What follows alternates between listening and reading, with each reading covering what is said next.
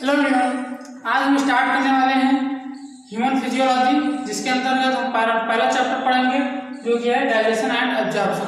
तो हम human physiology अर्थात मानव शरीर के बारे में हम अध्ययन करने वाले हैं, जिनमें हम पढ़ेंगे पाचन क्या होता है या फिर उनका डाइजेशन किस प्रकार होता है। इसके अलावा हम नेक्स्ट चैप्टर में पढ़ेंगे मनुष्य जो है वे श्वसन कैसे करता है या फिर दमन कैसे करता है या फिर उत्सर्जन किस प्रकार करता है। तो आज तंत्र के बारे में हम जानेंगे जो कि विभिन्न ऑर्गन से मिलकर बने होते हैं। ओके, तो विभिन्न ऑर्गन का अपना एक रोल होता है हमारी बॉडी के अंतर्गत। हम धीरे धीरे करके उनके बारे में जानने का प्रयास करेंगे। सबसे पहले हम स्टार्ट करते हैं digestion and absorption. Digestion absorption में पाचन आता है। सब लोग समझते हैं कि पाचन क्या होता है। पाचन हमारे यहाँ पृथ्वी पर उपस्थित ह्यूमन बॉडी के अलावा भी ऐसे सभी जीव जिनका मूलभूत इकाई क्या होता है, भोजन।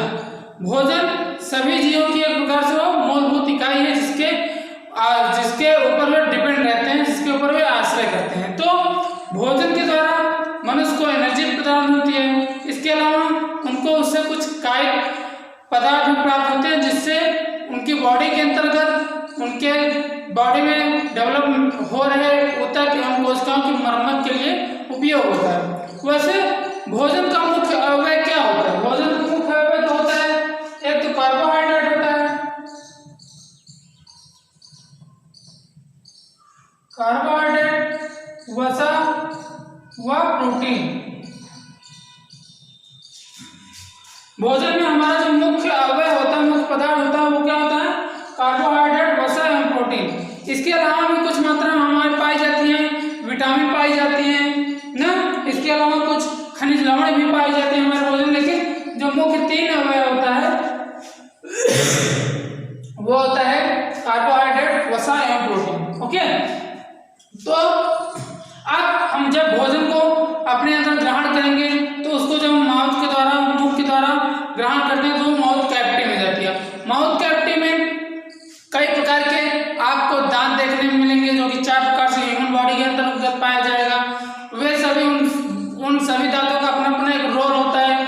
कुछ दांत होते हैं भोजन को कुतरने के लिए, कुछ उनको पीसने के लिए। तो आज सभी दांतों का अपना अपना एक रोल होता है। तो वे माउथ कैविटी से होते हुए अंदर जाती हैं एक ग्रसिका के द्वारा।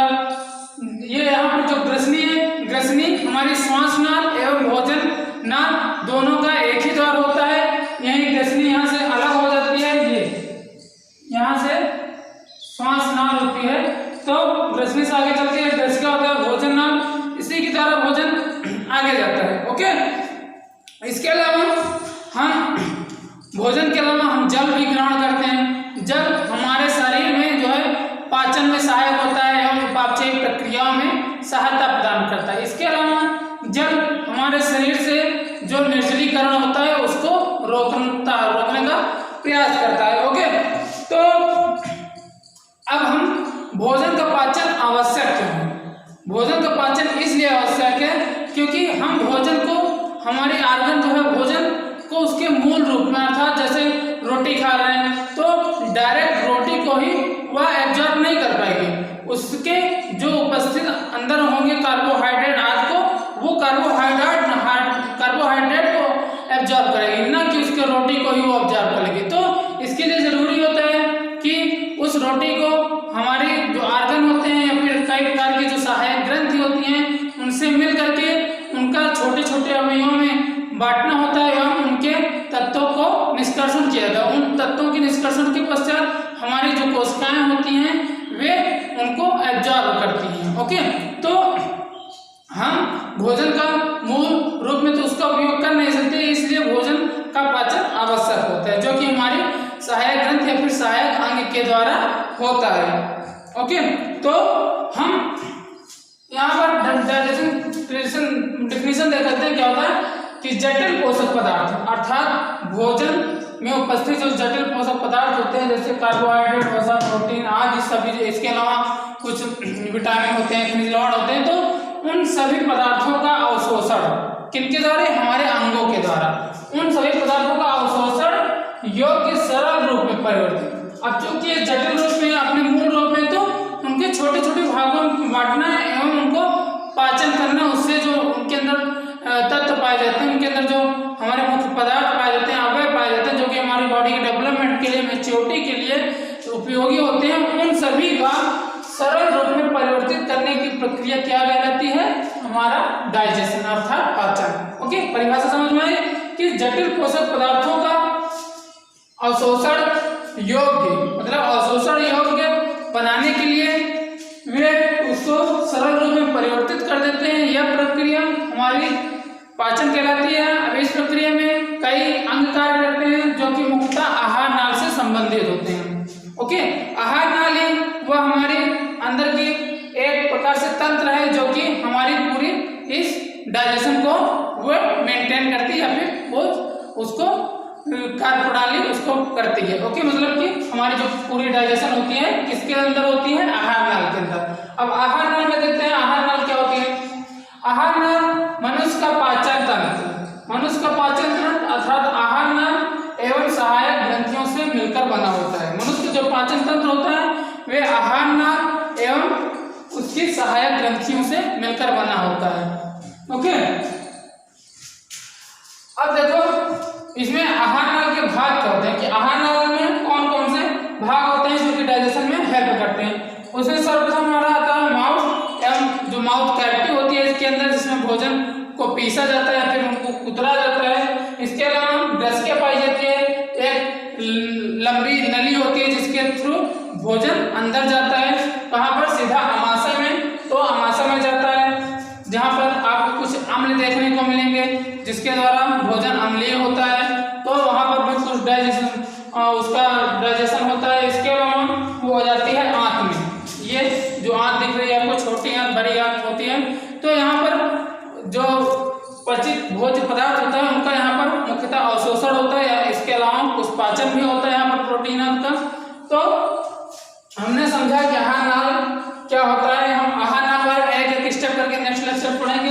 इस डायग्राम में देख लीजिए, डायग्राम में माउथ से जब हम भोजन ग्रहण करते हैं यहाँ पर भी कुछ ग्रंथियां पाई जाती हैं एवं इसके अलावा हमारे माउथ में कुछ लार भी पाई जाती हैं जिनको हम भोजन में मिक्स कर देते हैं।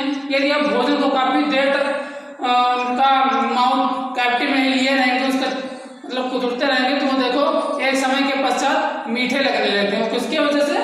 वे लार की वजह से। तो जो कड़पूर्ण ग्रंथि जिसे पायरोटिड ग्लैंड बोलते हैं भोजन मिल जाती है। इसके अलावा सब एक्सिलरी ग्लैंड होती है जो कि अधोजिह्व ग्रंथि बोलते हैं, वो जीभ के नीचे जो ताल होती है वहां से उसका सिक्रीशन होता है। तो वे आगे बढ़ती हैं ग्रसनी के द्वारा, ग्रसनी से ग्रसिका में आती हुई ओएसोफाइगस जिसे बोलते हैं वो अमाशय में आती है। अब अमाशय से आएगा तो ये इसी प्रकार के जो है इसे बोलते हैं ग्रहणी। ग्रहणी अर्थात ये हमारी होती है ड्यूडेनम, ये सी आकार की होती है, इसको भी आगे पढ़ेंगे। तो ये आगे चल के होती है कहाँ? ये हमारी छोटी आंत जो कि लगभग 25 मीटर होती है, 25 सेंटीमीटर कुछ होती है, बताएंगे आगे चल के। तो यहाँ पर भोजन आता है जहाँ यहाँ पर भी काफी चीजों का पाचन होता है, फिर ये चल के ये इस रीजन में जाती है। यहाँ पर इसका ओपन होता है, ओपन होने के पश्चात ये आरोही जो है क्षुद्रांत होती है, तो सॉरी आरोही असेंडिंग कोलन अर्थात ये देखो कोलन जो होती है विभ्रांत। तो यहाँ से भोजन आगे चलता है, ये चलते हुए इस साइड में, फिर यहाँ से इसका मतलब एक्सक्रीशन किया जाता है, गुदा के द्वारा अवशिष्ट पदार्थ को बाहर कर लिया जाता है। तो मैक्सिमम एब्जॉर्प्शन मुख्यतः आपको यहाँ पर आंत में देखने को मिलेगा। यहाँ पर आंत के आपको पार्ट दिखाए हैं, छोटे आंत में कौन कौन से पार्ट होते हैं? ग्रैडी, मध्यांत, क्षुद्रांत। इसके अलावा बड़ी आंत में क्या होता है? Caecum, colon, rectum. एक चीज और यहाँ पर आप देख रहे हैं क्रीम रूप परसेस्का, जो कि एक प्रकार से अवशेषीय अंग है ह्यूमन बॉडी में। ओके, क्या है? अवशोषी अंग, अवशोषी नहीं, ये एक प्रकार से अवशेष के रूप में हमारी ह्यूमन बॉडी के अंतर्गत बचा है। क्या? ये क्रीम रूप परसेस्का, इसको याद रखना। ओके, तो हम नेक्स्ट लेक्चर में मिलते हैं, उसमें पढ़ेंगे आहार नाल के भाग, जो कि माउथ कैविटी चालू होगा, किसमें किस प्रकार दांत पाए जाते हैं, इसे हम नेक्स्ट लेक्चर में पढ़ेंगे। Okay, thank you.